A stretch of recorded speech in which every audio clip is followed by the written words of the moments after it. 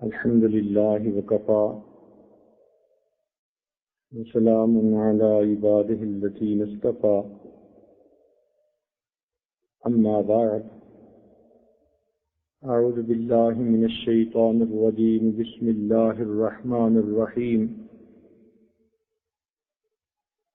ومن آياته أن خلق لكم من أنفسكم أزواجا لتسكنوا إليها وجعل بينكم مودة ورحمة إن في ذلك لآيات لقوم يتفكرون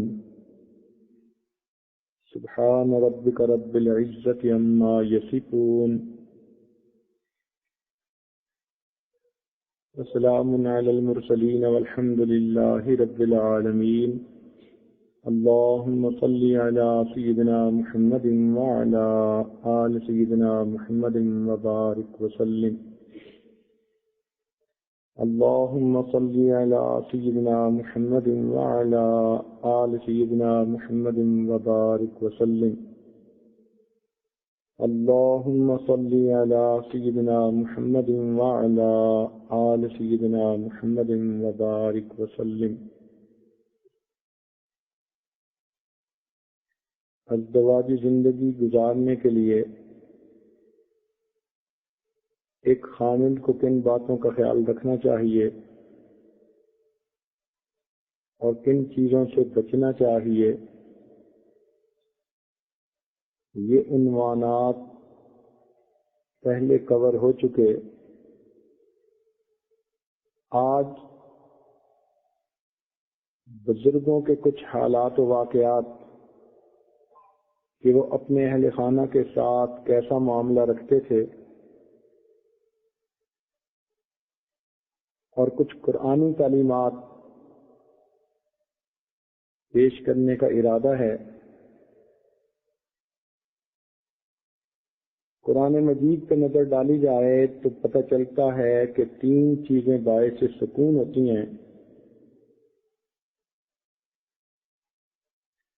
ایک بیوی خامد کے لیے سکون کا باعث، چنانچہ قرآن مجید میں فرمایا لِتَسْكُنُوا إِلَيْهَا، کہ تم میں سے تمہارے لیے جوڑا اس لیے بنایا کہ تم اس سے سکون حاصل کرو۔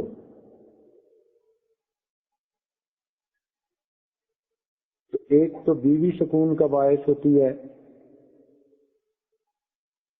دوسرا گھر انسان کے لیے سکون کا باعث ہوتا ہے، اس لیے اس کو مسکن کہتے ہیں جہاں انسان ٹھہرتا ہے، اور ٹھہراؤ کو سکون کہتے ہیں۔ وَسَكَنْتُمْ فِي بُيُوتِكُمْ، تو اس سے معلوم ہوا کہ انسان کو گھر میں بھی سکون ملتا ہے۔ اور تیسرا، اللہ تعالیٰ نے رات کو سکون کے لیے بنایا۔ وَجَعَلْنَا اللَّيْلَ سَكَنًا، اللہ تعالیٰ فرماتے ہیں کہ رات کو بھی ہم نے سکون کے لیے بنایا۔ تو معلوم ہوا کہ 3 چیزیں سکون کا باعث ہوتی ہیں، ایک گھر، ایک بیوی اور ایک رات۔ لہذا جو نوجوان اپنے گھروں میں راتوں کے اوقات اپنے اہل خانہ کے ساتھ گزارتے ہیں، گویا ان کی زندگی کے اندر 100% سکون ہوتا ہے۔ جو بیوی سے دور رہیں گے، یوں سمجھیں کہ وہ 33% سکون سے دور ہو گئے۔ جو رات گھر سے دور گزاریں گے اور 33% دور ہو گئے، اور اگر گھر ہی نہیں ہوگا تو اگلا 33% بھی چلا گیا۔ کامل سکون انسان کو گھر میں رات اہل خانہ کے پاس ہونے سے نصیب ہو سکتا ہے۔ لہذا جو نوجوان بچے اپنے دوستوں کی محفلوں میں گپے مارتے رہتے ہیں اور رات کا زیادہ حصہ گزارنے کے بعد فقط سونے کے لیے گھر آتے ہیں، ان کی زندگی کبھی پرسکون نہیں ہو سکتی۔ نہ اہل خانہ کو سکون نہ ایسے خامد کو سکون، لہذا پرسکون زندگی گزارنے کے لیے انسان دن میں کام کرے اور رات کو اپنے گھر میں اہل خانہ کے ساتھ آرام کرے۔ اللہ تعالیٰ نے رات آرام کے لیے اور دن کام کے لیے بنایا، لہذا لمبی لمبی محفلیں کرنا عشاء کے بعد یہ معیوب ہے۔ حدیث پاک میں آتا ہے کہ نبی علیہ السلام کی عادت مبارکہ تھی کہ آپ عشاء کی نماز سے پہلے سونے کو ناپسند کرتے تھے، والحدیث بعدہا، اور عشاء کے بعد لمبی باتیں کرنے کو ناپسند کرتے تھے۔ ہاں کوئی دین کا پروگرام ہو تو اس کے لیے تو ساری رات گزر جائے پھر بھی تھوڑی ہے، لیکن عام عادت کے طور پر نبی علیہ السلام عشاء کی نماز سے پہلے سونے کو ناپسند کرتے تھے اور عشاء کی نماز کے بعد زیادہ باتیں کرنے کو ناپسند کرتے تھے۔ اسی لیے جن گھروں میں رات کو دیر سے سونے کی عادت ہے ان گھروں کی فجر کی نمازیں عام طور پر قضا ہو جاتی ہیں۔ بچوں نے تو کیا پڑھنی، بڑے بھی اٹھ کے نہیں پڑھ سکتے۔ نیکوکار گھرانوں میں بھی اگر رات کو دیر سے سونے کی عادت ہو تو ان میں بھی فجر کی جماعتیں تو نکل ہی جاتی ہیں۔ کیا ہوا، جو مشکل سے اٹھ کے فجر کی نماز ہی پڑھ لی، ورنہ تو کئی مرتبہ نماز بھی چلی جاتی ہے۔ تو نبی علیہ السلام کی مبارک سنت ہے کہ انسان عشاء کے بعد جلدی سو جائے۔ اگر ہم اس سنت سے محروم ہوں گے تو ہمارے فرض کے اوپر اس کا اثر پڑے گا اور ہماری فجر کی نماز یا اس کی تکبیر اولیٰ اس سے بھی ہم محروم ہو جائیں گے۔ تو عام گھروں میں اکثر دیکھا گیا کہ عشاء کے بعد کھانے کی محفل، پھر گپوں کی محفل، پھر ٹی وی سکرین کے تماشے، تو آدھی رات تو ایسے گزار دیتے ہیں، پھر کہتے ہیں جی صبح وقت پہ آنکھ نہیں کھلتی۔ یہ آنکھ کیسے کھلے؟ جو رات کو سونے کے لیے جلدی نہیں کرے گا وہ صبح کے وقت جلدی نہیں اٹھ سکے گا۔ وہ بیویاں جو تہجد میں اٹھنا چاہتی ہیں ان کو بھی چاہیے کہ کام اپنے رات سے پہلے سمیٹیں اور عشاء کے بعد جتنا جلدی ممکن ہو سونے کی عادت بنائیں۔ عشاء کے بعد جلدی سونا نبی علیہ السلام کی مبارک سنت ہے۔ بچوں کو بھی جلدی سونے کی عادت ڈالیں، خود بھی جلدی سوئیں، انشاءاللہ اول تو تہجد میں آنکھ کھل جائے گی، نہ بھی کھلی تو فجر کی نماز میں تو خود بخود آنکھ کھلے گی۔ یہ نہیں ہوگا کہ رات کو سوئے تو 2 بجے اور صبح 2 گھڑیوں کا الارم لگا کے رکھا، مگر دونوں گھڑیاں چیختی رہتی ہیں، الارم بجاتی رہتی ہیں، مگر سونے والوں کے کانوں پہ جوں ہی نہیں رینگتی۔ پھر صبح اٹھ کے کہتے ہیں کہ جی ہماری فجر کی نماز چلی گئی۔ تو انسان سنت کی پابندی کرے تو فرائض خود بخود محفوظ ہو جاتے ہیں۔ یوں سمجھیے کہ فرائض کی حفاظت کے لیے اللہ تعالیٰ نے سنتوں کو بنا دیا اور سنتوں کی حفاظت کے لیے اللہ تعالیٰ نے مستحبات کو بنا دیا۔ جو اپنے فرائض کو محفوظ رکھنا چاہے اس کو چاہیے کہ سنتوں کی حفاظت کرے، فرض خود بخود محفوظ ہو جائیں گے۔ جو سنتوں کی حفاظت کرنا چاہے اس کو چاہیے کہ وہ مستحبات کی رعایت کرے، سنتوں کی حفاظت خود بخود ہو جائے گی۔ تو یہ باؤنڈری لائن ہے۔ اگر مستحبات کی باؤنڈری لائن کو توڑیں گے تو سنتوں سے محرومی ہوگی، اگر سنتوں کی باؤنڈری لائن کو توڑیں گے تو فرضوں سے محرومی ہوگی اور انسان حرام یعنی گناہ کا مرتکب ہو بیٹھے گا۔ اس لیے اپنے فرضوں کو پکا کرنے کے لیے سنتوں کی پابندی کیجیے اور سنتوں کی پابندی کے لیے مستحبات کی رعایت کیجیے۔ آج کل کے نوجوان طبقے میں عام طور پر یہ بات آ جاتی ہے اور جی یہ تو سنت ہی ہے نا، وہ سنت کو ہلکا سمجھتے ہیں اور یہ بہت بڑا فتنہ ہے اس زمانے کا۔ سنت چھوٹی ہو یا بڑی، نبی علیہ السلام کے مبارک عادت کا نام سنت ہے، لہذا وہ کبھی بھی چھوٹی نہیں ہو سکتی۔ دیکھنے میں چھوٹی ہوگی مگر قیمت کے اعتبار سے بڑی موٹی ہوگی، لہذا ہمیں چاہیے کہ ہم اپنے بچوں کو مستحبات کی رعایت کی عادت ڈالیں تاکہ ان کو سنتوں بھری زندگی نصیب ہو، سنتوں کی پابندی کریں تاکہ فرائض پر ہمیں کامل عمل کی توفیق نصیب ہو۔ تو جب گھروں میں عشاء کی نماز کے بعد جلدی سونے کی سنت ٹوٹتی ہے تو پھر ان کے فجر کی نمازوں کے اوپر اس کی زد پڑتی ہے۔ کبھی تو تکبیر اولیٰ چلی گئی، میاں صاحب کو فجر نماز جماعت میں آنے کی توفیق نہیں، اور عورتوں نے مشکل سے بھاگ دوڑ کے اگر فجر کی نماز وقت میں ادا کر لی تو کر لی، ورنہ تو کئی مرتبہ سورج نکلنے کے بعد آنکھ کھلتی ہے۔ اس لیے ایک صاحبہ گفتگو کر رہی تھی اور کہنے لگی کہ جی میں تو صبح سویرے 8 بجے اٹھ جاتی ہوں۔ اب اس بیچاری کے نزدیک 8 بجے صبح سویرے کا وقت تھا، اس لیے کہ جب سوئی ہی رات کو 2-3 بجے تو پھر 8 بجے تو صبح سویرے کا وقت ہوتا ہے اس کے لیے۔ اس بیچاری کو کیا پتا کہ صبح سویرے کس کو کہتے ہیں۔ تو عشاء کے بعد جلدی سونے کی عادت گھروں کے اندر ڈالنا، اس سے فرد کی حفاظت ہوتی ہے۔ اس لیے کوشش یہ کریں سب عورتیں کہ اپنے گھروں میں عشاء کے بعد لمبے بکھیڑے نہ کریں، اپنے خامدوں کو بھی یہ بات بتائیں اور اس کے فوائد جتلائیں کہ عشاء کے بعد جتنا جلدی سوئیں گے اتنا جلدی صبح اٹھیں گے۔ آج عشاء کے وقت تک لوگ جاگتے رہتے ہیں اور اس وقت سوتے ہیں جب کہ تہجد کا وقت شروع ہونے کا وقت ہوتا ہے۔ یہ بھی ایک عجیب المیہ ہے کہ عام طور پر شادی بیاہ کی محفلوں میں بھی آپ دیکھ لیں، لوگ کہیں گے آج جو ہم جی شادی کی بات ہے تو ہم ساری رات جاگیں گے، عورتیں کہتی ہیں ہم ساری رات جاگیں گی، چاند رات ہے، صبح عید ہے، مگر کیا ہوگا کہ عشاء کے بعد سے لے کے رات کے 2-3 بجے تک جاگیں گی، جب تہجد کا وقت ہوگا اس وقت اونگ آ جائے گی، سو جائیں گی۔ یہ خود نہیں سوتی، اس وقت ان کو پروردگار کے فرشتے سلا دیتے ہیں۔ چنانچہ حدیث پاک کا مفہوم ہے کہ رات کے آخری پہر کا وقت ہوتا ہے، اللہ تعالیٰ اپنے فرشتوں کو بھیجتے ہیں کہ جاؤ دنیا میں یہ میرے مقرب لوگوں کے جاگنے کا وقت ہے، فلاں اور فلاں یہ تو گناہگار اور غافل قسم کے لوگ ہیں، ان کو تھپکیاں دے کے سلا دو تاکہ اس وقت یہ نہ جاگ سکیں اور مجھ سے مانگے نہ، تاکہ یہ میرے مانگنے والوں کا وقت ہے۔ چنانچہ فاسق قسم کے لوگوں کو اس وقت نیند آ جاتی ہے۔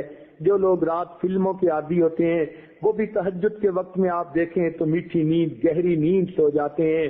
شادی کے فنکشنوں والے بھی رات 2 بجے تک جاگتے ہیں، پھر گہری نیند سو جاتے ہیں۔ وہ سوتے نہیں، ان کو سلا دیا جاتا ہے۔ پروردگار اپنے محبوب بندوں کے اٹھنے کے وقت میں ان فاسقوں کو جاگنے کی توفیق ہی نہیں دیتے۔ تہجد کے وقت تو وہی جاگتا ہے جو اللہ کے پسندیدہ بندوں میں شامل ہوتا ہے۔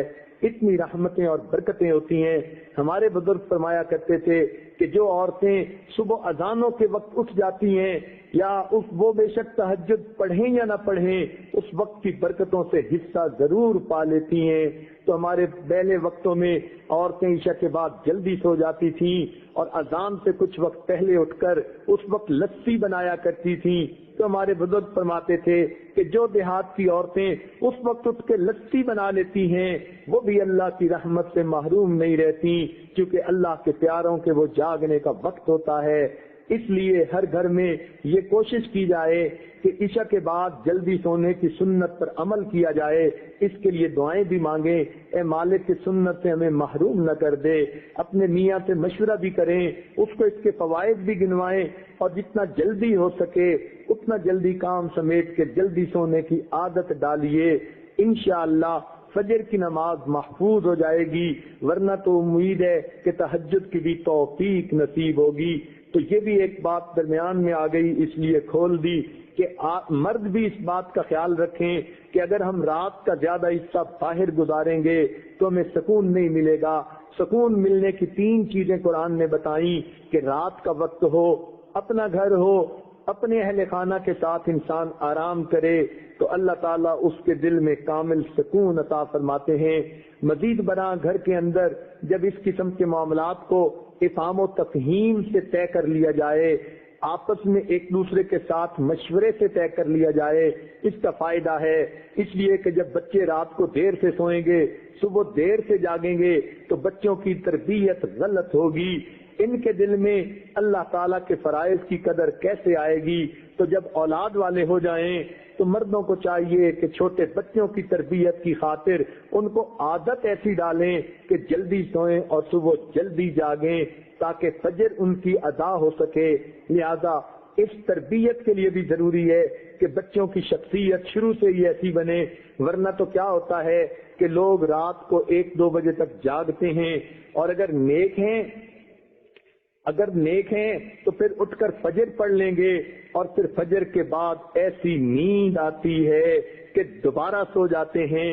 پہلے وقتوں کے لوگ تہجد 2 نیندوں کے درمیان پڑھا کرتے تھے. آج کل کے نیک لوگ فجر کی نماز 2 نیندوں کے درمیان پڑھتے ہیں. پہلے بھی سوئے ہوئے فجر کے بعد بھی سو جاتے ہیں، تب جا کے کہیں 8-9 بجے ان کی نیند پوری ہوتی ہے. یہ نحوست ہے رات کو دیر سے سونے کی. اگر جلدی جاگتے تو صبح کو جاگنا نصیب ہوتا. تو فطری تقاضا یہی ہے، انسان رات کو سوئے اور دن کو جاگے. جلدی جاگنا نبی علیہ السلام کی مبارک سنت بھی ہے اور انسان کی صحت کے لیے بھی اچھا ہے. اس لیے کہ جب سورج نکلنے کے قریب ہوتا ہے، ہوا کے اندر اوزون گیس ہوتی ہے اور وہ انسان کی صحت کے لیے انتہائی ضروری. سونے والا بستر پہ اس کو انہیل نہیں کر سکتا، ذرا باہر نکل کے ٹھنڈی ہوا لینی پڑتی ہے. تو اس میں جسمانی فائدہ بھی اور روحانی فائدہ بھی ہے. بالخصوص بچوں کو تو واقعی جلدی جگانا چاہیے تاکہ ان کی نشو و نما جسم کی بھی اچھی ہو، تربیت بھی اچھی ہو. حدیث پاک میں آتا ہے کہ جو آدمی فجر کے بعد سونے کا عادی ہو، اللہ تعالیٰ اس کی یادداشت کو ختم کر دیتے ہیں. چنانچہ آپ تجربہ کریں کہ جن عورتوں کو فجر کے بعد سونے کی عادت ہو وہ بلکھڑ ہوتی ہیں، باتیں بھول جاتی ہیں، چیز رکھ کے بھول جاتی ہیں، کام کرنا تھا بھول جاتی ہیں، خاوند کو بات کہنی تھی بھول جاتی ہیں. یہ زیادہ بھولنے کی عادت عام طور پر فجر کے بعد سونے کی عادت کی وجہ سے ہے، کیونکہ حدیث پاک میں فرمایا گیا اور بعض روایات میں تو یہ بھی آیا کہ حلال رزق ان کے لیے تنگ کر دیا جاتا ہے. لہذا ان کو ادھر ادھر کا ملا جلا تو بہت کچھ مل جائے گا، حلال رزق کے دروازے بند کر دیے جائیں گے فجر کے بعد سونے والوں کے لیے. ہاں کوئی آدمی ایسا کہ جس کی ہے ہی ڈیوٹی رات کی، وہ اگر ساری رات جاگا فجر پڑھ کے سو گیا تو وہ اس بات سے خارج ہے. ہاں وہ اللہ والے جو راتوں کو جاگتے ہیں وہ عام طور پر اشراق کی نماز کے بعد پھر تھوڑی دیر آرام کرتے ہیں. اشراق کے بعد سونا بالکل ٹھیک ہے، بزرگوں کی عادت رہی ہے، مگر فجر اور اشراق کے درمیان حد الوسع نہیں سونا چاہیے، سوائے اس کے کہ رات کا حصہ انسان اتنا جاگے کہ اب یہ سوچے کہ نہیں سوؤں گا تو سارا دن مجھے کام کرنے کے اندر رکاوٹ ہوگی، پھر اس کی اجازت ہے. عام عادت نہیں بنانی چاہیے. دیکھا یہ گیا ہے کہ جن گھروں کے اندر کچھ کھانا پینا ہوتا ہے اللہ تعالیٰ نے دیا ہوا، تو وہاں پر صبح کے وقت اسی طرح سوئے پڑے ہوتے ہیں، بلکہ موہے پڑے ہوتے ہیں. پورا گھر قبرستان کی طرح لگ رہا ہوتا ہے کہ سورج نکل چکا اور گھر کے لوگ جاگ بھی نہیں رہے ہوتے. اس لیے کفر کی دنیا میں صبح کا ناشتہ سیریل کا انہوں نے بنا لیا، نہ کچھ پکانا پڑے اور نہ کچھ تردد کرنا پڑے. بیوی اپنے وقت پہ جاگے، خاوند اپنے وقت پہ جاگے. بچے اٹھ کے سکول جاتے ہیں تو وہاں مائیں ان کے لباس پہلے ہی تیار کر کے رکھ دیتی ہیں. ان کو کہتی ہیں بیٹے صبح اٹھنا، الارم لگا کر سکول جانا ہے. بچے اس لیے کہ سکول اگر نہ جائیں وقت پہ تو ان کو استاد کی طرف سے جھڑکیاں پڑتی ہیں، سکول کے اندر سزا ملتی ہے. وہ اپنے وقت پہ اٹھتے ہیں اور چھوٹے چھوٹے بچے اپنے کپڑے خود بدلتے ہیں. سیریل کا ناشتہ، ٹھنڈا دودھ بھی مل گیا اور کہیں پہ ان کو جو ہے وہ کوئی سیریل بھی مل گیا تو بچے یہی کھا کے چلے جاتے ہیں. تو کفر کی دنیا نے ناشتہ اس لیے آسان کر لیا تاکہ جاگنے کی تکلیف اٹھانی نہ پڑے. اس لیے مسلمانوں کا جو ہے معاشرہ اس میں عشاء کے بعد جلدی سونا اور صبح کے وقت جلدی جاگنا. چنانچہ صحابہ کرام کے زمانے میں تہجد کے وقت اگر کوئی مدینہ میں چلتا تھا تو یوں آواز آتی تھی گھر گھر سے قرآن پڑھنے کی، جیسے شہد کی مکھیاں بن بھنانے کی آواز ہوتی ہے. اس لیے ہمیں چاہیے ہم صبح کے وقت اٹھیں، عورتیں صبح کے وقت اٹھ کر نماز پڑھیں، اگر تہجد پڑھیں تو کیا ہی بات ہے، قرآن کی تلاوت کریں، درود شریف پڑھیں، استغفار پڑھیں. صبح کے وقت گھر کے اندر عبادت کا کرنا، پورے دن کو جو ہے اپنے جو ہے عبادت جو ہے منور بنا دیتا ہے. بلکہ ہم نے تو بعض بزرگوں کا یہ عمل بھی دیکھا، وہ فرماتے ہیں کہ جس آدمی کی فجر کی نماز قضا ہوتی ہے وہ آدمی کا دن زندگی کا منحوس دن ہوا کرتا ہے. چنانچہ ایک آدمی نے قسم اٹھا لی کہ میں اپنی بیوی کو منحوس دن طلاق دوں گا. اب اسے سمجھ نہیں آتی تھی کہ میں قسم تو اٹھا بیٹھا، منحوس دن کون سا ہے. کسی فقیہ کے پاس گیا، انہوں نے فرمایا جس دن تمہاری فجر کی نماز قضا ہو جائے وہ تمہاری زندگی کا منحوس ترین دن ہے، تم اس دن یہ کام کر گزرتے ہو. بعض ایسے بزرگوں کو بھی دیکھا کہ جو وقت کے حاکم تھے مگر انہوں نے دستور بنایا ہوا تھا. وہ سوچتے تھے کہ جو آدمی فجر کی نماز وقت پہ پڑھ لیتا ہے حدیث پاک کے مطابق اللہ کی امان میں آ جاتا ہے. لہذا وہ حد جو ہے، وہ جو سزائیں دینی ہوتی تھی تعزیرات کی، وہ اس وقت تک نہیں دیتے تھے جب تک کہ یہ یقین نہ کر لیتے کہ آج اس نے فجر کی نماز نہیں پڑھی. اگر پڑھ لیتا تھا تو فجر دوست کو سزا دینا مؤخر کر دیتے تھے کہ اگر یہ اللہ کی امان میں آ گیا ہم کیوں اس کو سزا دیں. تو مسلمانوں کے نزدیک تو فجر کے وقت جاگنا اتنا اہم ہے، لہذا عورتوں کو یہ بات مشورے کے طور پر پیش کی جاتی ہے زندگی کی ترتیب کو سنت کی ترتیب پر لانے کی کوشش فرمائیں. اور اس کا بہترین طریقہ یہ ہے کہ رات کو سوئیں اور دن کو جاگیں. عشاء کے بعد کام جتنا جلدی سمیٹ سکیں جلدی سونے کی عادت اپنائیں تاکہ تہجد میں فجر میں آنکھ کھلے، انسان کے جسم کی نیند آرام کا تقاضا بھی پورا ہو جائے اور صبح کے وقت پھر آنکھ کھلے تو اللہ تعالیٰ کا حکم بھی پورا ہو جائے. اس طرح انسان کی زندگی پرسکون گزرتی ہے. تاہم اگلا پوائنٹ یہ ہے کہ اگر گھر کی زندگی پرسکون ہو اس کا طریقہ یہی کہ میاں بیوی آپس میں مشورے کے ساتھ اس قسم کے معاملات کو طے کر لیا کریں. بچوں کے سامنے بحث مباحثہ کرنے سے بچا کریں. بچے اگرچہ چھوٹے ہوتے ہیں لیکن ان کی یادداشت بڑی تیز ہوتی ہے. جب میاں بیوی آپس میں ڈائیلاگ کر رہے ہوتے ہیں تو بچے محسوس نہیں ہوتا مگر وہ تو سن رہے ہوتے ہیں اور ان کے ذہنوں کی جو ہے وہ میموری کے اندر وہ پورا کا پورا منظر وہ اسی طرح پرنٹ ہو رہا ہوتا ہے. لہذا بچوں پہ اس کا بہت برا اثر پڑتا ہے. اپنے ذہن میں وہ سوچتے ہیں نہ امی کی کوئی قدر ہے نہ ابو کی کوئی قدر ہے، یہ آپس میں ہی جھگڑے ختم نہیں ہوتے، ہمارے اوپر خواہ مخواہ روب چلاتے ہیں. چنانچہ ماں جب بچوں کو کوئی نصیحت کی بات کرتے ہوئے ذرا غصے ہو جاتی ہے وہ کہتے ہیں کہ ابو کی ناراضگی کا غصہ ہم پہ نکال رہی ہے. اپنے دل میں وہ یہ کہہ رہے ہوتے ہیں. اسی طرح جب باپ غصے ہوتا ہے دل میں سوچتے ہیں امی بات نہیں مانتی، غصہ ہمارے اوپر نکالتے ہیں. چنانچہ بچوں کی تربیت نہیں ہوتی. جب کسی گھر میں اللہ تعالیٰ اولاد والی نعمت عطا فرما دے میاں بیوی کو عقل کے ناخن لینے چاہیے. اب ان کی ذمہ داری اور بڑھ گئی، اس بچے کی اچھی تربیت کرنا یہ بھی ان کی ذمہ داری ہے. لہذا بچوں کے سامنے کبھی بھی ایک دوسرے کے ساتھ بحث مباحثہ نہیں کرنا چاہیے. اول تو بحث مباحثے کا فائدہ نہیں، دو میں سے ایک جلدی ییلڈ کر جایا کرے کہ چلو میں اس کی بات مان لیتا ہوں. بات ماننے میں ہمیشہ فائدہ ہے، بات ماننے میں اللہ تعالیٰ کی طرف سے انسان کو اجر ملتا ہے، تو اس لیے ماننے میں زیادہ فائدہ ہے، منوانے میں شیطانیت زیادہ ہے. یہ سوچیں میاں سوچے میں نے اپنی بات منوائی، ہو سکتا ہے اس میں خیر نہ ہو تو گھر کے اندر پھر بے برکتی ہوگی. بیوی بھی سوچے میں نے اپنی بات منوائی، ہو سکتا ہے اس میں خیر نہ ہو، کہیں اس وجہ سے گھر میں بے برکتی نہ آئے. لیکن جب کوئی کسی دوسرے کی بات مانتا ہے تو ماننے میں اور اطاعت کرنے میں ہمیشہ فائدہ ہوتا ہے. حدیث پاک کے مطابق اس میں برکت ہوتی ہے. اس لیے ماننے میں فائدہ ہوتا ہے تو بات کو جلدی سمیٹنے کی کوشش کر لیا کریں اور بالخصوص بچوں کے سامنے بحث مباحثہ سے پرہیز کیا کریں. جو خاوند اپنے بچوں کے سامنے بیوی کو ڈانٹ ڈپٹ کرتا ہے وہ سمجھ لے میں اپنے بچوں کو بگاڑنے کی پوری کوشش کر رہا ہوں، میں ایک بھی جو ہے کسر نہیں چھوڑ رہا بچوں کو بگاڑنے میں. اس لیے کہ میری بیوی نہیں تو ان کو ٹریننگ دینی تھی. جب بیوی کو ڈانٹ پڑ رہی ہے تو بچوں کی نظر میں اس کی کیا اہمیت رہی.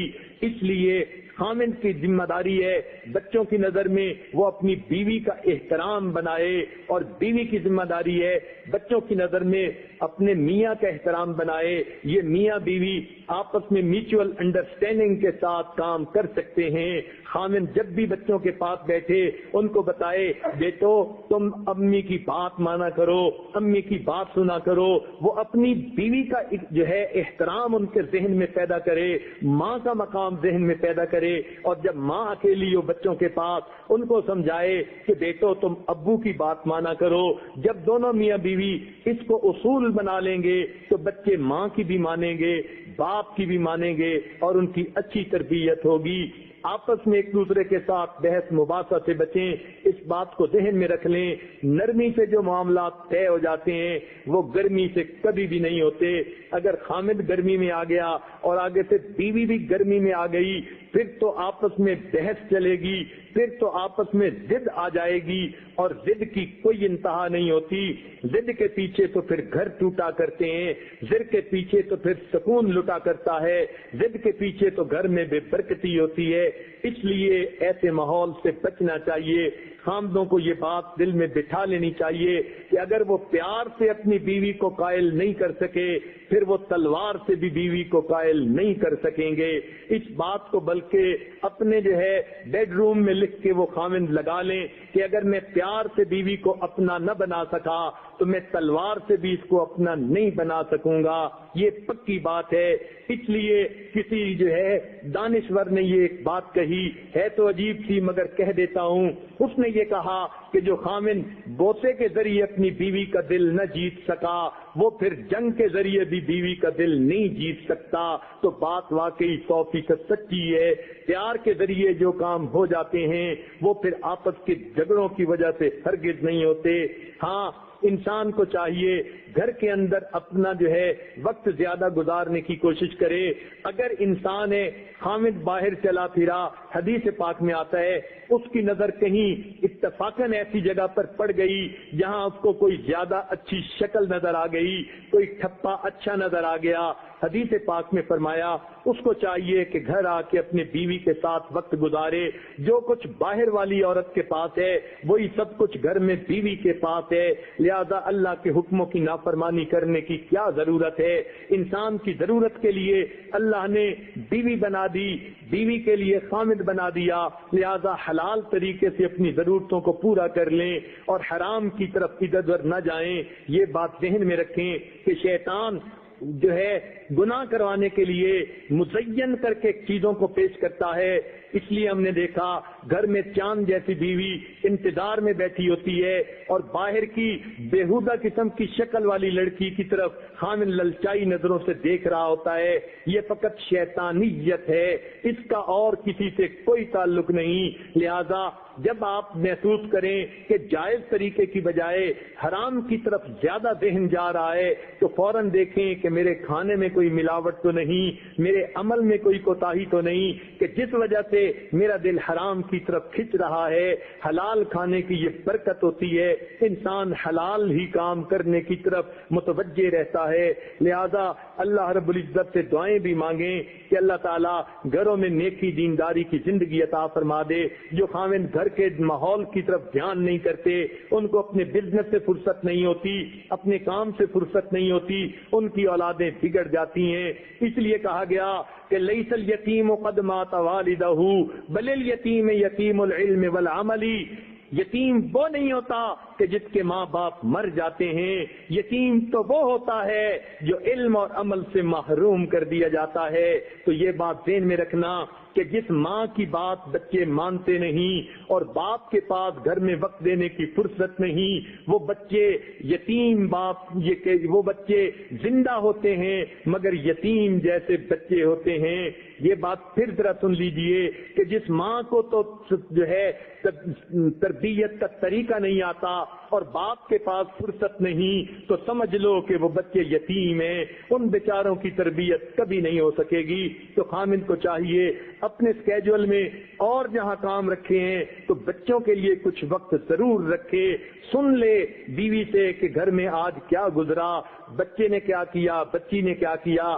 پھر عورت کو سمجھا دے آپ نے یوں نہیں کرنا یوں کرنا ہے. جب مل کے دونوں کام کریں گے بچوں کی تربیت یقیناً اچھی ہوگی. اور اگر عورت مرد جو ہے گھر میں دین کا خیال ہی نہ کرے, فقط کما کے پیسے تو لے آتا ہے اور گھر کی عورتوں کو کھلا خرچ کرنے کی اجازت دے رکھی ہے اور ہر سہولت دے رکھی ہے اور گھر کے اندر دین کے بارے میں ڈسکشن ہی نہیں ہوتی, تو یہ اس گھر کے مردوں میں اور مردوں میں کوئی فرق نہیں. اس لیے یہ عاجز کہتا ہے کہ جس گھر میں نیکوکار نفس نہ ہو وہ گھر تو جانوروں کا ڈربہ ہے.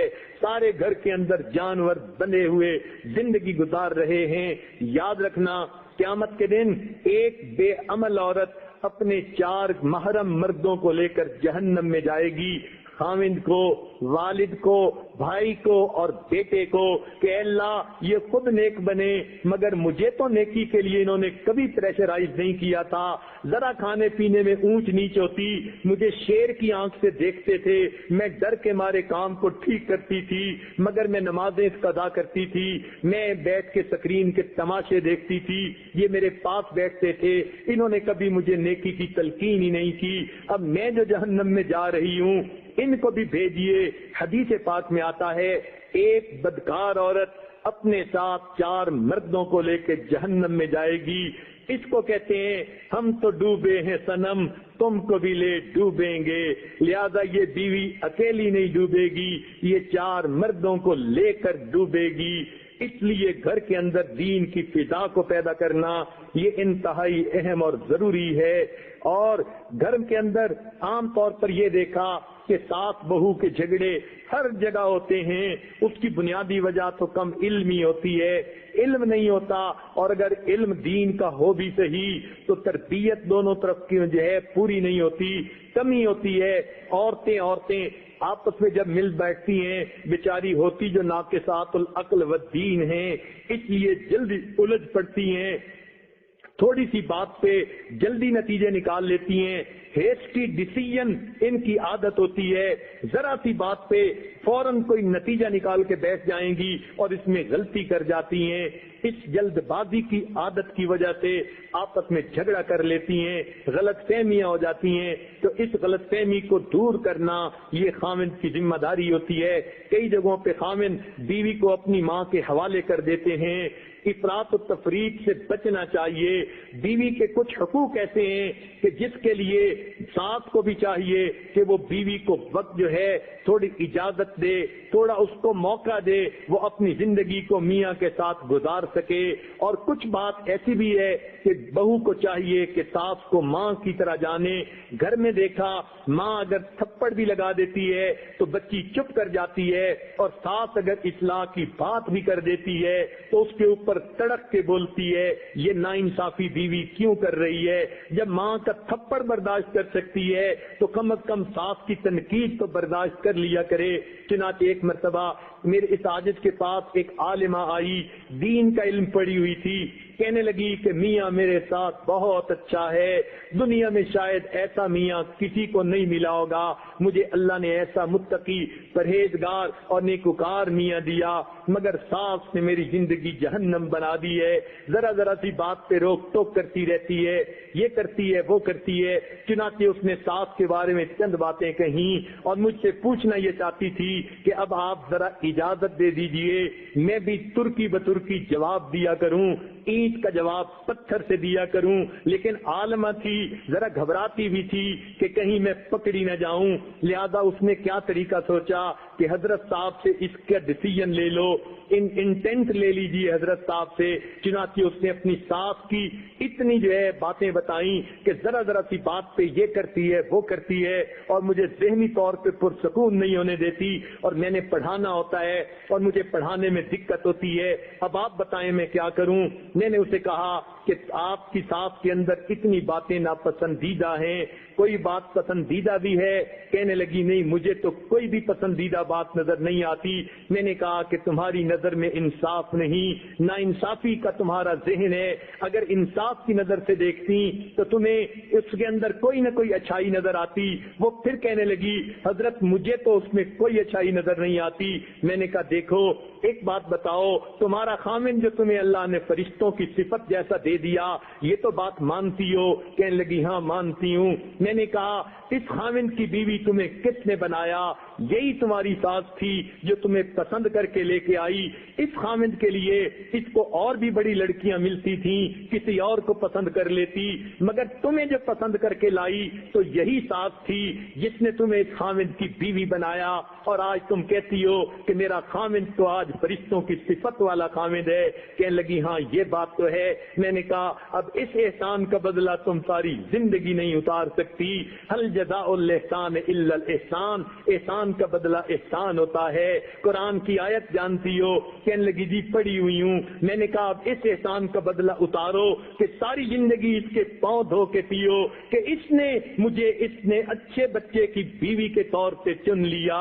کہنے لگی حضرت آپ نے بات سمجھا دی، آج کے بعد میں کبھی بھی ان کے سامنے اونچا نہیں بولوں گی اور ان کو اپنی ماں کا درجہ دے کے ان کی ہر بات کو برداشت کروں گی۔ واقعی انہی کے صدقے اللہ نے مجھے اتنا اچھا خاوند دیا۔ تو جب انسان سمجھتا ہے تو بات جلدی سمجھ میں آ جاتی ہے۔ ساس بہو کے جھگڑے ضد کے سوا کچھ نہیں ہوتے، ذرا افہام و تفہیم کر لیا جائے تو بات سمجھ میں آ جاتی ہے۔ اسی طرح خود ساس کو یہ بات سمجھنی چاہیے، اپنی بیوی اگر کوئی کبیرہ گناہ کر بیٹھے گی تو ماں اپنی بیٹی کا عیب چھپاتی پھرے گی، اور اگر اس کی بہو چھوٹی سی معمولی سی کوئی غلطی کر بیٹھے گی کھانے پکانے میں تو یہ ساس اس کو دوسرے لوگوں کو بتاتی پھرے گی۔ یہ کتنی بڑی ناانصافی ہے۔ بیٹی نے وہی گناہ کیا، ماں چھپاتی پھر رہی ہے، بہو سے غلطی ہوئی، ماں لوگوں کو بتاتی پھر رہی ہے۔ یہ ناانصافی کی باتیں ہیں۔ تو جب بہو اپنی جو ہے ساس اپنی بہو کو بیٹی سمجھنے لگ جائے گی اور بیٹی اپنی ساس کو اپنی ماں سمجھنے لگ جائے گی، ماں اور بیٹی کے درمیان نفرتیں نہیں ہوا کرتی، محبتیں ہوا کرتی ہیں، تو گھر کی زندگی آج جو ہے اچھی بن جائے گی۔ اور یہ کام خامد کو کرنا چاہیے کہ بجائے اس کے کہ عورتوں کو ایک دوسرے سے الجھنے کا موقع ملے، درمیان میں پڑھ کے ساس کو اپنی جگہ، امی کو اپنی جگہ سمجھائے، بیوی کو اپنی جگہ سمجھائے۔ دیکھیں اللہ تعالیٰ نے اس لیے انسان کو 2 آنکھیں دی ہیں اور 2 کان دیے ہیں۔ ایک آنکھ سے اگر ساس کا عمل دیکھتا ہے، دوسری آنکھ سے بیوی کا عمل دیکھے۔ ایک کان سے اگر اپنی امی کی بات سنتا ہے اور دوسری کان سے اپنی بیوی کی بات سنے، اور اللہ نے دونوں آنکھوں اور کانوں کے درمیان دماغ رکھا ہے، پھر اپنے دماغ سے سوچ کے فیصلہ کرے کہ دونوں میں سے اعتدال کا راستہ کون سا ہے۔ جب خاوند یہ ذمہ داری خود سنبھالے گا اور دونوں کو ایک دوسرے کے ساتھ الجھنے کا موقع نہیں دے گا، علیحدہ علیحدہ ان دونوں کو سمجھا کے انڈیپینڈنٹ ڈیسیژن کرے گا، تو یقیناً گھر کی زندگی اچھی ہوگی۔ رب کریم گھر کی جو ہے جھگڑوں سے، لڑائیوں سے محفوظ فرما لے۔ لہذا گھر کے اندر زندگی گزارتے ہوئے اپنی بیوی کے ساتھ بھی پروقار رہنا چاہیے۔ ایک غلط عادت خامدوں میں یہ بھی دیکھی کہ گھر کے اندر جب آتے ہیں تو کوئی ان کے جو ہے نہ بیٹھنے اٹھنے کا طریقہ، نہ کپڑے پہننے کا طریقہ، گندے بنے پھریں گے اور سمجھیں گے کہ بیوی کو ہمارے لیے سنورنا چاہیے، اور ہمیں تو بیوی کے لیے سنورنے کی کوئی ضرورت نہیں۔ ہمارے جسم سے پسینے کی بو آتی پھرے، گندے کپڑے پہن کے بیٹھتے پھریں۔ کئی لوگوں کے منہ سے تو سگریٹ کی بو ایسے آتی ہے کہ 10 فٹ پہ بیٹھے ہوئے بندے کو نفرت آتی ہے۔ معلوم نہیں ان کی بیویاں ان کے ساتھ گھروں میں کیسے زندگی گزارتی ہیں۔ تو خود خاوند کو بھی چاہیے بیوی کے سامنے پروقار رہے۔ نبی علیہ الصلوۃ والسلام کی عادت شریفہ تھی، سنیے اور دل کے کانوں سے سنیے۔ سیدہ عائشہ صدیقہ رضی اللہ عنہا فرماتی ہیں گھر کے اندر داخل ہوتے تھے، پروقار طریقے سے داخل ہوتے تھے اور مسکرا کر جو ہے داخل ہوتے تھے، چہرے مسکراتے چہرے کے ساتھ داخل ہوتے تھے، اہل خانہ کو سلام کرتے تھے۔ اور روایت میں آتا ہے، ذمہ داری سے اس کی دلیل دے سکتا ہوں کہ نبی علیہ الصلوۃ والسلام گھر میں آ کے سب سے پہلے اپنا مسواک کیا کرتے تھے۔ تو مسواک کرنے کا کیا مطلب؟ اپنے منہ کو صاف کرتے تھے تاکہ اگر کچھ باہر کھایا پیا بھی ہے تو اس کی جو ہے منہ سے مہک چلی جائے. کئی تو خاوند ایسے ہیں ان کے منہ سے مردوں جیسی بو آ رہی ہوتی ہے اور پھر سمجھتے ہیں کہ کیوں ہمیں گھر کے اندر عزت نہیں ملتی. ان باتوں کا خیال رکھنا چاہیے. شریعت نے ان کا خیال رکھا ہے. نبی علیہ السلام گھر تشریف لاتے تھے, آتے ہی اپنے جو ہے وضو فرماتے تھے. معلوم ہوا ہاتھوں کو صاف کیا, چہرے کو اپنے دھو لیا, منہ کو صاف کر لیا. اب انسان اگر کسی کے پاس بیٹھے گا بھی صحیح تو ذرا چہرے کے اوپر بھی تازگی ہوگی اور منہ سے بھی بو نہیں آئے گی. تو یہ طریقے ہیں اچھی زندگی گزارنے کے. دیکھنے میں چھوٹی چھوٹی باتیں ہیں مگر ان کی وجہ سے طبیعتوں کے اندر نفرتیں آ جاتی ہیں. لہذا اس بات کا بھی خیال رکھیے. بیوی کے سامنے پروقار رہنے کی کوشش کیجیے. آج تو گھروں کے اندر پروقار رہنے والا سلسلہ خامدوں نے بالکل ہی چھوڑ دیا. حکیم ترمذی رحمت اللہ علیہ کے بارے میں آتا ہے وہ اپنے گھر میں اپنی بیوی کے سامنے بھی ناک صاف نہیں کیا کرتے تھے, اس لیے کہ جب ایک ناک صاف کر رہا ہوتا ہے دوسرے کو عجیب سا لگتا ہے, نفرت سی ہو رہی ہوتی ہے. وہ بیوی کے سامنے بھی ناک صاف نہیں کرتے تھے تاکہ اس کے دل کے اندر کوئی ملال نہ آئے. تو وہ تو اپنی بیویوں کے ساتھ اتنا محبت اور پروقار رہتے تھے. آج گھروں میں ان چیزوں کا خیال نہیں رکھا جاتا. چنانچہ اپنی بیوی کی برائیاں ہر وقت کرنے کی بجائے کبھی اس کی تعریف کی اور پھر اس کی برائیوں کے بارے میں اس کو تنہائی میں سمجھایا کریں اور کہا کریں. ایک بات میں آپ سے کرنا چاہتا ہوں, آپ ذرا میری بات توجہ سے سننا اور یہ اصول میاں بیوی بنا لیں. جب خامد بول رہا ہو تو بیوی سنے, جب بیوی بول رہی ہو تو خامد سنے. درمیان میں ایک دوسرے کی بات کاٹنا یہ تو جاہلوں کا شیوا ہوتا ہے, یہ تو بے وقوفوں کی نشانی ہوتی ہے. اور عام طور پر آج یہی ہوتا ہے, خامد نے بات شروع کی, بیوی نے بات کاٹ کے اپنی شروع کی, خامد نے پھر اپنی دلیل دی. چنانچہ ایک دوسرے کی سننے کی بجائے دونوں اپنی اپنی سنا رہے ہوتے ہیں, سن کوئی بھی نہیں رہا ہوتا اور یہی گھروں کی جو ہے وہ بربادیوں کی وجہ بن جاتی ہے. جیسے کسی نے ایک عجیب بات کہی تھی کہ جب میری شادی ہوئی شروع میں بولتا تھا میری بیوی سنتی تھی, جب میری شادی ہوئی شروع میں بولتا تھا میری بیوی سنتی تھی, پھر جب اولاد کافی ہو گئی وقت آیا کہ جب بیوی بولتی تھی اور میں سنتا تھا, اور پھر جب ہم دونوں بوڑھے ہو گئے تو ہم دونوں بولتے تھے اور محلے والے سنتے تھے. تو بات ایسی بن جاتی ہے کہ کئی مرتبہ میاں بیوی دونوں بول رہے ہوتے ہیں, اولادیں سن رہی ہوتی ہیں, یہ قریب کے پڑوسی سن رہے ہوتے ہیں. تو یہ غلطی بھی ہرگز نہیں کرنی چاہیے. تحمل مزاجی سے دوسرے کی بات ناپسندیدہ صحیح سن ضرور لیں, پھر اس کے بعد اپنی بات آگے سے بتا دیں تو آپ کی بات کو پھر سن لیا جائے گا. چنانچہ ایک بزرگ جو تھے انہوں نے کسی بنا پر اپنی بیوی کو طلاق دے دی. بہت تنگ تھے, مجبور ہو کے انہوں نے ایسا قدم اٹھا لیا. چنانچہ ایک آدمی ملنے کے لیے آیا, اس نے کہا جی آپ نے اپنی بیوی کو طلاق دے دی. انہوں نے آگے سے کوئی بات نہیں کی. فرمانے لگے ارے میاں جب وہ میری بیوی تھی میں نے اس وقت اس کی غیبت کبھی نہیں کی تھی, اب تو وہ اجنبیہ بن گئی, اب میں اس کی غیبت کیسے کر سکتا ہوں. تو سوچئے ہمارے مشائخ تو اپنی بیویوں کی غیبت سے بھی پرہیز کیا کرتے تھے اور بیویاں اپنے خامدوں کی غیبت سے بھی پرہیز کیا کرتی تھیں. چنانچہ ایک حدیث پاک میں آتا ہے جو خامد اپنی بیوی کی جو ہے ایذا رسانی پہ صبر کرے گا یا بیوی اپنے خامد کی ایذا پر صبر کرے گی, اللہ تعالیٰ ان کو صبر ایوب کی مانند ثواب عطا فرمائیں گے.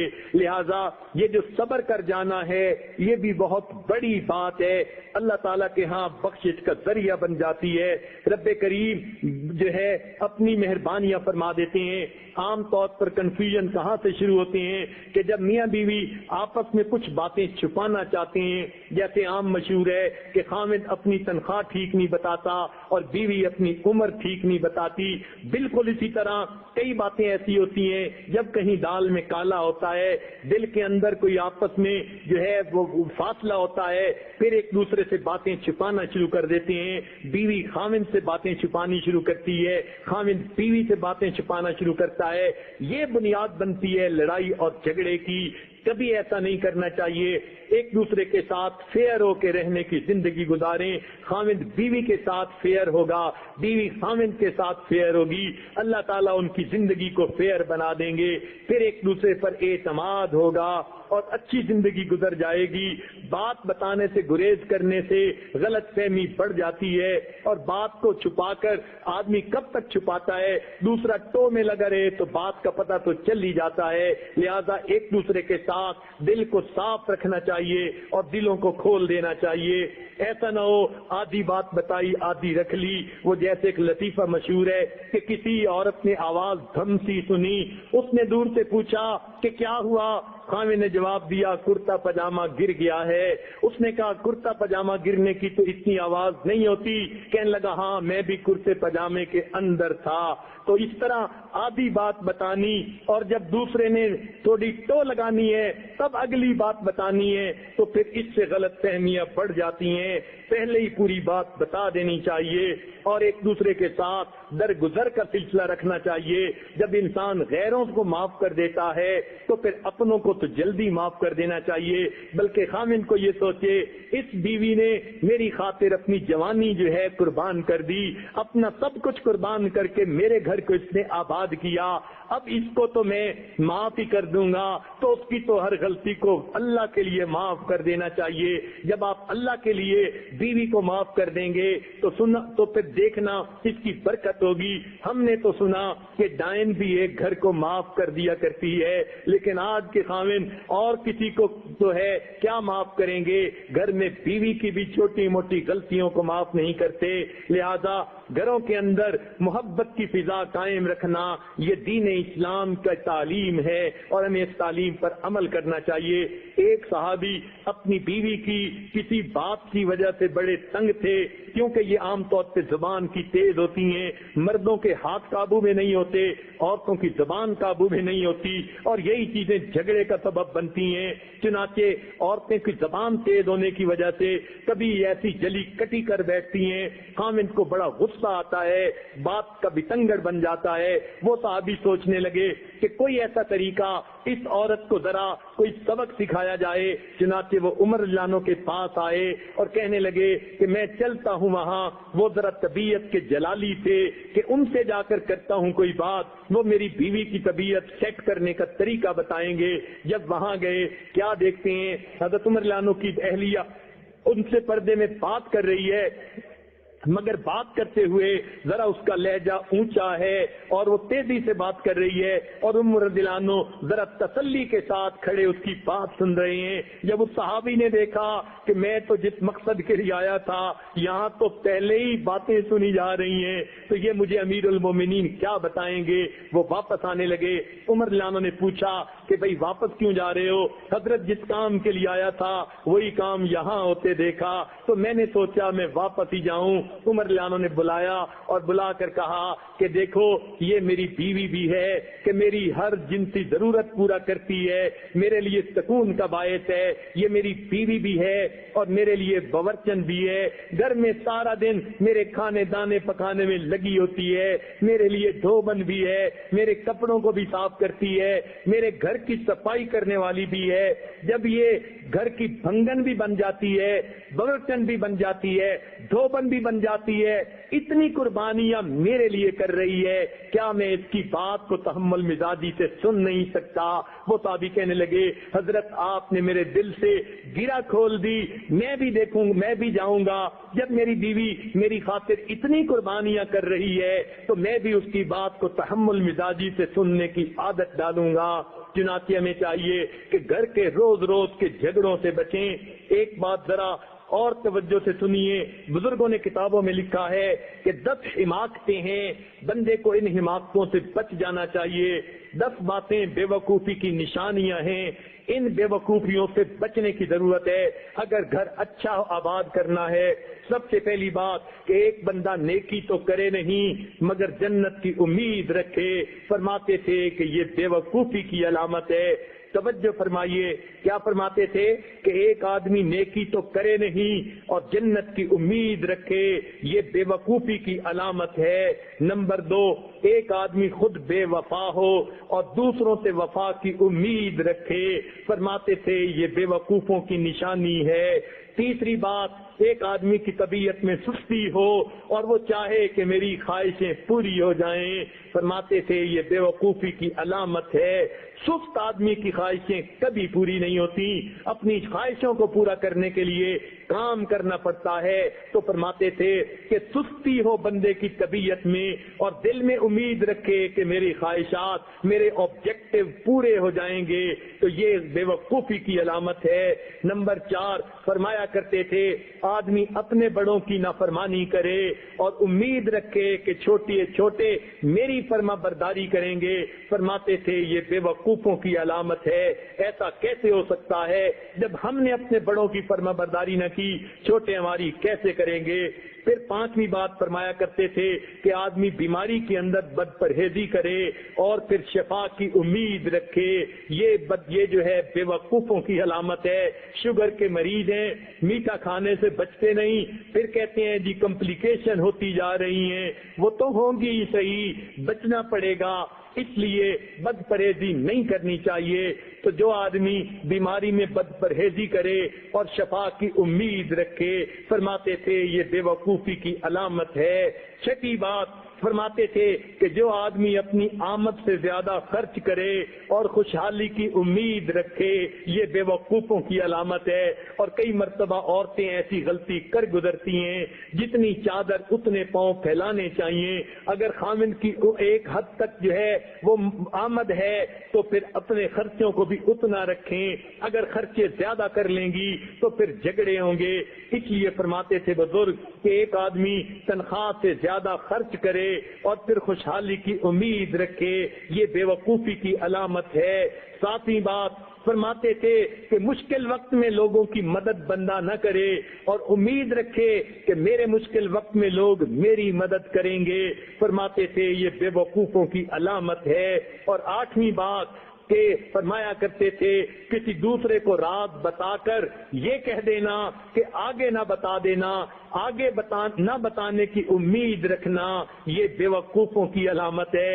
اور عام طور پر یہ بات زیادہ دیکھی گئی کہ عورتیں ایسی باتیں جو دوسرے کو نہیں بتانا چاہتی وہ اس کو کہتی ہیں کہ اچھا میں نے تو تمہیں بتا دیا، آگے نہ بتانا۔ وہ کہتی ہے بہت اچھا، پھر وہ آگے کسی کو بتاتی ہے اور کہتی ہے میں نے تو تمہیں بتا دیا، آگے نہ بتانا۔ آگے نہ بتانے کی امید پر یہ راز اوپن سیکرٹ بن جاتا ہے، ٹاک آف دی ٹاؤن بنا ہوا ہوتا ہے۔ اور عورتیں اس عادت میں اکثر ملوث دیکھی گئیں، دل میں بات رکھ نہیں سکتی، ذرا سی بات میں اپنا سب کچھ بتا دیں گی، جو پیٹ میں لیے پھریں گی وہ بھی بتا دیں گی۔ لہذا اس بات کا جو ہے خیال رکھنا چاہیے، راز راز ہوتا ہے۔ المجالس بالامانہ، مجالس کے اندر جو باتیں ہوتی ہیں وہ امانت ہوتی ہیں۔ اگر دوسرے بندے نے اس کو پسند نہیں کیا تو یہ باتیں دوسرے کے سامنے نہیں کہنی چاہیے، مگر وہ باتیں جو شریعت کی حدود کے اندر ہوں، باہر کی بات کبھی سوچیں بھی نہیں۔ لہذا ایک بندہ دوسرے کو راز بتا دے اور امید رکھے کہ یہ آگے راز نہیں بتائے گا، فرماتے ہیں کہ یہ بے وقوفی کی علامت ہے۔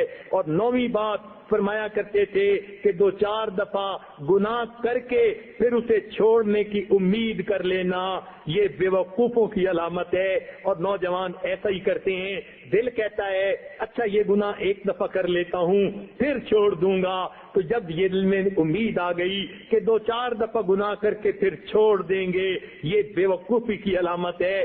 گناہ جب کر لیا عادت بڑھ جاتی ہے، پھر انسان گناہ سے بچ نہیں سکتا، اس لیے 2-4 دفعہ بھی نہیں کرنا چاہیے۔ تو یہ 9 باتیں بے وقوفی کی علامت ہے۔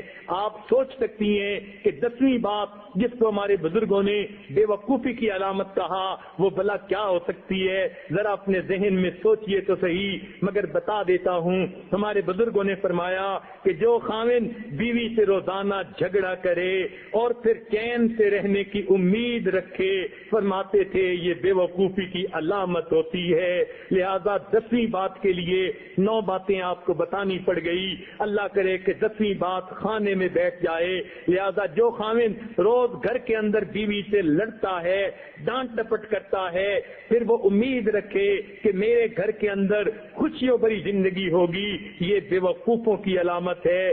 کبھی ایسا نہیں ہو سکتا۔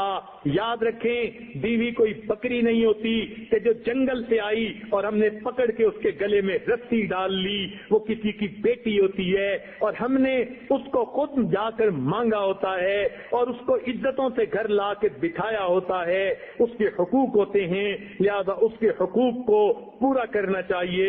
جب کلمہ پڑھا تو پوری شریعت پر عمل کرنا انسان پر لازم ہو گیا۔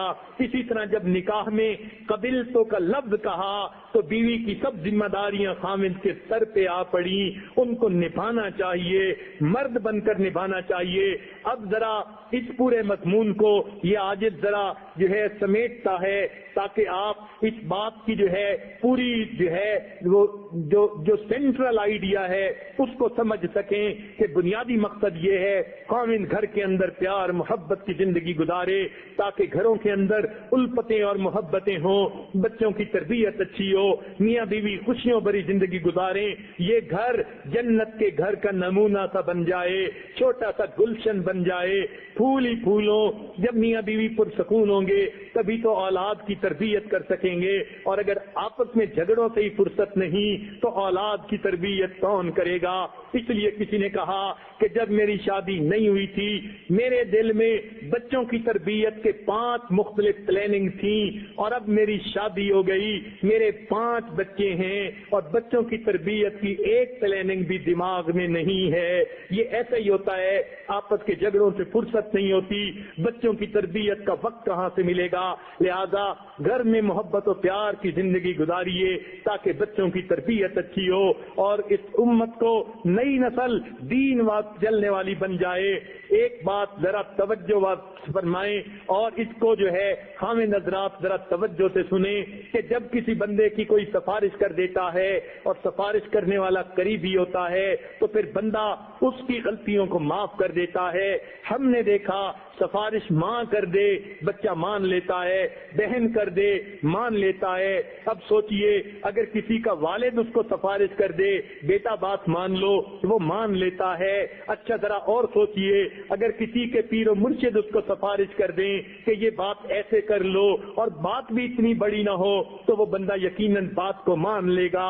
انہوں نے سفارش کر دی۔ اب ذرا اور سنیے، اگر کسی کو موقع ملے دل پر خواب میں نبی علیہ الصلوۃ والسلام کسی کی سفارش کر دیں تو یقیناً وہ اس کا خیال کرے گا میرے آقا نے فرمایا میں اس پر عمل کر لوں۔ ارے نہیں، اس سے بڑی بات کرنی ہے اور آپ کو آج ایک بات سمجھانی ہے۔ اللہ رب العزت نے قرآن پاک میں سفارش کی کن کی عورتوں کی اس لیے کہ یہ کمزور ہوتی ہیں۔ خاوند کے مقابلے میں پروردگار نے کمزور کی سائیڈ لی، کمزور کا خیال رکھا۔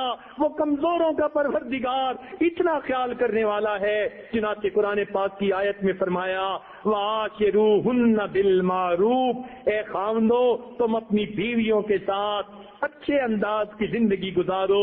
تمام مفسرین نے اس آیت کے تحت لکھا ہے ان 2 لفظوں کے ذریعے اللہ تعالیٰ نے بیویوں کی سفارش کی خاوند کو کہ اے خاوند تو اپنی بیوی کے ساتھ اچھی زندگی گزار۔ لہذا مفسرین نے لکھا جو دنیا میں اللہ کی سفارش پر عمل کرے گا قیامت کے دن اللہ اسے جہنم کی آگ میں نہیں ڈالیں گے، فرمائیں گے میرے بندے میں نے سفارش کی تھی تو نے اس کا لحاظ رکھا، چل میں تیرا حساب نہیں لیتا، آج تجھے میں جنت میں بھیج دیتا ہوں۔ اور جو بندہ اللہ تعالیٰ کی سفارش کا دنیا میں خیال نہیں رکھے گا پھر جب اللہ کے پاس پہنچے گا اللہ تعالیٰ فرمائیں گے اچھا تو نے میری سفارش نہیں مانی تھی، اب ذرا میں تیرا حساب ٹھیک طریقے سے لیتا ہوں۔ چنانچہ خاوند پکڑے کھڑا ہوگا، زنجیریں بندھی ہوئی ہوں گی اور ایک ایک بات کا حساب دینا پڑ جائے گا۔ سوچئے تو صحیح پھر انسان کا کیا بنے گا. لہذا دل چاہتا ہے بیڈ روم کے اندر یا انسان گھر میں جہاں داخل ہوتا ہے سامنے قرآن مجید کے ان 2 لفظوں کو موٹا کر کے لکھوا دینا چاہیے اور فریم میں سجا دینا چاہیے. وَعَاشِرُوهُنَّ بِالْمَعْرُوفِ. عاشروہن یہ معاشرت سے ہے.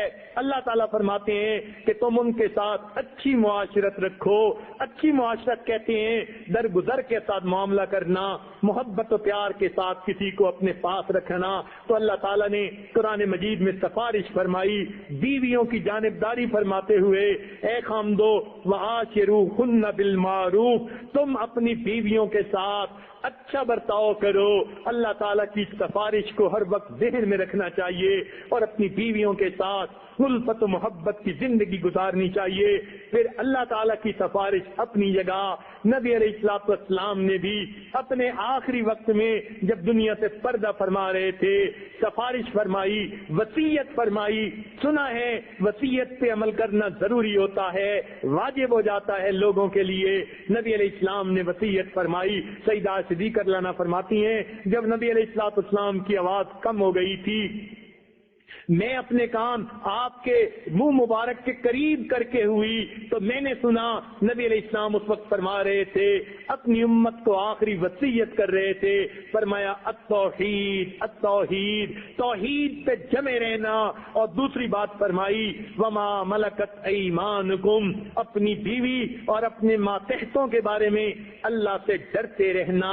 یعنی جیسے انسان تقریر کرنے کے بعد اپنا آخری مدعا بتا دیتا ہے, نچوڑ بتا دیتا ہے, گویا نبی علیہ الصلوۃ والسلام نے ساری زندگی کی تعلیمات کا نچوڑ اپنے آخری لمحے میں اپنی امت کو پہنچا دیا. اور وہ نچوڑ کیا تھا کہ توحید پہ پکے رہنا. اور دوسری بات فرمائی بیوی اور ماتحتوں کے بارے میں اللہ سے ڈرتے رہنا.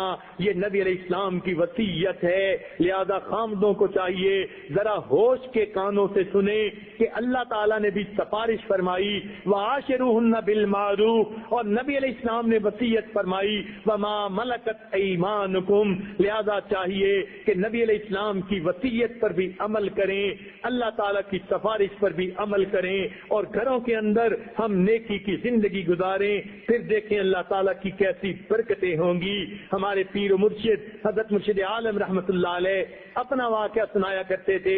فرمانے لگے ایک مرتبہ بڑھاپے کی آخری یعنی وفات سے 1 سال پہلے کی بات ہے. فرمانے لگے میں وضو کر رہا تھا, بیوی مجھے پانی ڈال رہی تھی, وضو کرنے میں میری مدد کر رہی تھی. ایک مرتبہ پانی ڈالنے میں ذرا سا کوئی کوتاہی ہوئی کہ وہ توجہ کہیں اور تھی تو میں نے اسے ڈانٹ دیا, وہ خاموشی ہو گئی. صبر کر لیا, آگے سے ایک لفظ اس سے نہیں بولا. میں وضو کر کے جب مسجد میں نماز کے لیے چلا, راستے میں یہ آیت میرے دل میں آئی کہ اللہ تعالیٰ تو سفارش کرتے ہیں وعاشروہن بالمعروف, اور میرا یہ حال ہے کہ بیوی نے پانی ڈالنے میں تھوڑی سی دیر کر دی, میں نے اس کو جھڑکی دے دی. اب میں نے بیوی کا دل توڑا, وہ تو صابرہ شاکرہ ہے, آگے سے ایک لفظ نہیں بولی, مگر میں نے تو جھڑکی پلا کے دل توڑا. اگر میں نے بیوی کا دل توڑا, رب کی نماز پڑھنے جا رہا ہوں تو رب میری نمازیں کیسے قبول کرے گا, میں کیسے امامت کے مصلے پہ کھڑا ہوں گا. فرماتے ہیں جماعت ہونے میں وقت قریب تھا, میں نے کہا میں آ کے نماز پڑھاتا ہوں, انتظار کرو. پھر واپس گھر گیا, جا کر اپنی بیوی سے معافی مانگی کہ مجھ سے غلطی ہوئی, معمولی بات پہ میں نے ڈانٹ پلا دی. بیوی تو پہلے ہی معاف کر چکی تھی, اس نے مسکرا کے کہا میں تو اس بات کو بھول ہی گئی تھی, میں نے معاف کر دیا. فرماتے ہیں اس کے بعد میں مسجد میں آیا, سب امامت کے مصلے پہ قدم رکھا, اب میری عبادتیں اللہ کے ہاں قبول ہوں گی. سوچئے ہمارے مشائخ تو گھروں میں اپنی بیویوں کے ساتھ ایسی پیار والی محبت والی درگزر والی زندگی گزارتے تھے. آج ہم حافظ بھی ہیں, قاری بھی ہیں, عالم بھی ہیں, صوفی بھی ہیں, دیندار بھی کہلاتے ہیں, مگر گھروں کے اندر کیسی زندگی گزارتے ہیں کہ گھر کو لوگوں کے لیے جہنم کی طرح بنا رکھا ہے. پتہ نہیں قیامت کے دن ہماری بخشش کیسے ہوگی. پروردگار ہمیں سمجھ عطا فرمائے, جو غلطیاں کر چکے اللہ معاف فرما دے. اور اس کا بہتر طریقہ یہ ہے اگر آج تک ہم نے زیادہ جو ہے غلطیاں کی ہیں اور اپنی بیوی کا دل دکھایا ہے، اب اس کی مکافات یہ ہے، اب اس کو پہلے سے زیادہ پیار دیں، جتنا حق ہے اس سے بھی زیادہ پیار دیں تاکہ وہ خوش ہو کر ہمیں دعائیں دے۔ دیکھیے ایک اصول بتا دیتا ہوں کہ جب بیوی کو گھر کے اندر شریعت کی زندگی ملتی ہے، وہ اپنے خاوند کی اتنی معتقد بن جاتی ہے کہ جس کو کافر لوگ اپنی زبان میں کہتے ہیں کہ وہ تو بیوی اپنے خاوند کی پوجا کرتی ہے، یہ لفظ میں لینا نہیں چاہتا تھا مگر سمجھایا کہ کافر لوگ اس قسم کی باتیں کرتے ہیں۔ تو بیوی کو جب گھر میں محبت ملتی ہے، پیار ملتی ہے، وہ تو پھر خاوند کو اس طرح عزتیں دیتی ہے۔ لہذا توجہ فرمائیں دیندار لوگ، معتقین حضرات جو بیٹھے ہیں کہ نبی علیہ الصلوۃ والسلام نے جب نبوت کا دعویٰ کیا سب سے پہلے ایمان کون لائی؟ وہ آپ کی بیوی صاحبہ تھی جو آپ کے اخلاق سے اتنی متاثر تھی، آپ کی گھر کی زندگی سے اتنی مطمئن تھی، آپ نے نبوت کا دعویٰ فرمایا، سب سے پہلے اس کو تسلیم بیوی نے کیا۔ اب آپ سوچئے اگر آپ کی زندگی سنت کے مطابق ہوگی تو گھر میں آپ کی بیوی بھی آپ کی شاگردہ بن کے رہے گی، مریدہ بن کے رہے گی۔ اگر مریدہ بن کے نہیں رہ رہی، اس کا مطلب ہے کہیں نہ کہیں سنت والی زندگی میں کوئی کمی ہے، تبھی تو بیوی کے دل میں عقیدت نہیں، محبت نہیں۔ لہذا ہمیں چاہیے ہم زندگی کو سنت کے مطابق بنائیں، ہماری زندگی سنت کے مطابق بن جائے گی، ہماری بیوی بیوی بھی ہوگی، مریدہ بھی بن جائے گی، اتنی والہانہ محبت ہوگی، عقیدت ہوگی۔ اللہ تعالیٰ ہر خامد کو سنت بری زندگی عطا فرما دے تاکہ گھر میں بیوی بھی ہو، مریدہ بھی ہو، پھر یہ بات نور علی نور ہوتی ہے۔ اللہ تعالیٰ گھر کی زندگی میں پرسکون بنا دے۔ ایک بات اور ذہن میں رکھیے، شریعت کا یہ مسئلہ ہے کہ خاوند اپنے اخراجات میں جو مرضی معاملہ کرے مگر بیوی کے لیے ذاتی خرچہ کچھ متعین کر دینا چاہیے، وہ اپنی حیثیت کے مطابق ہر بندہ کرے۔ مثلا ایک بندہ $100 دے سکتا ہے، دوسرا 500 دے سکتا ہے، ہر ایک کا اپنا اپنا معاملہ ہے، لیکن جب طے کر لیا کہ یہ بیوی کا جیب خرچ ہے تو یہ بیوی کو دے کے بھول جانا چاہیے۔ فقہا نے لکھا کہ یہ خرچ دے کر ہر مہینے بیوی کو جو ہے وہ بھول جائے بندہ، بیوی چاہے اپنی چیزیں بنائے، اپنے بچوں پہ صرف کرے، اپنے خاوند کو تحفے دے، اپنے ماں باپ کو تحفے دے، کسی غریب کی مدد کرے، آخرت کے لیے مسجد بنائے، مدرسے میں خرچ کرے، خاوند پوچھے نہیں، تاکہ بیوی کو اختیار ہو وہ اپنا کوئی عمل ایسا کر سکے۔ لہذا چاہیے کہ ایسی جو ہے سنت پر بھی عمل کر لیا جائے۔ رب کریم ہماری ان دعاؤں کو قبول فرما لے اور ہمیں آئندہ نیکوکاری کی زندگی نصیب فرما دے۔ وآخر دعوانا ان الحمد للہ رب العالمین۔ مراقبہ کر لیجئے تھوڑی دیر کے لیے۔ لا الہ الا اللہ محمد رسول اللہ۔ دعا کیجئے سبحان ربی العلی الوہاب اللہم صلی علی سیدنا محمد وعلى آل سیدنا محمد وبارک وسلم۔ ربنا ظلمنا انفسنا وإن لم تغفر لنا وترحمنا لنكونن من الخاسرین۔ اے مالک ہم آپ کے عاجز مسکین بندے ہیں، ہمارے گناہوں کو معاف فرما، ہماری خطاؤں سے درگزر فرما، ہمارے عیبوں کی پردہ پوشی فرما۔ اللہ ہماری نگاہوں کو پاک فرما، ہمارے دلوں کو صاف فرما، ہمارے سینوں کو اپنی محبت سے لبریز فرما، اپنے عشق کی آتش ہمارے سینوں میں پیدا فرما۔ اللہ ہماری ان دعاؤں کو اپنی رحمت سے قبول فرما۔ پروردگار عالم، ہم نے گھروں میں رہتے ہوئے جو حقوق ادا کرنے میں کوتاہیاں کی، اللہ ان کوتاہیوں کو معاف فرما۔ میرے مولا قیامت کے دن کے حساب کتاب سے محفوظ فرما۔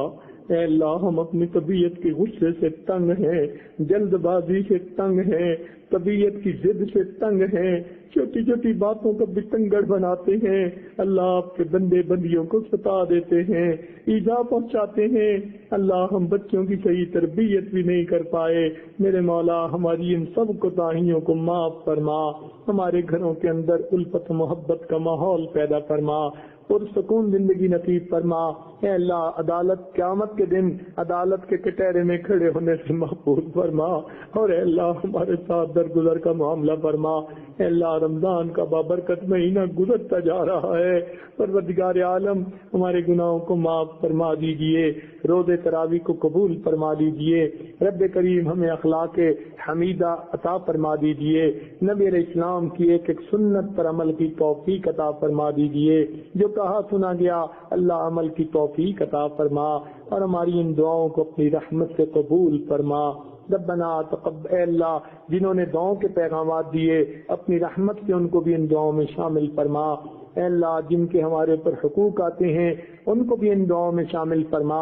ہمارے والدین عزیز اقارب مشائخ جو دنیا سے فوت ہو چکے اللہ ان کی مغفرت فرما، اور جن کی آپ نے مغفرت کر دی قرب کے اعلیٰ درجات عطا فرما۔ ربنا تقبل منا انك انت السميع العليم تب علينا انك انت التواب الرحيم۔ صلی اللہ تعالی علی حبیبہ سیدنا محمد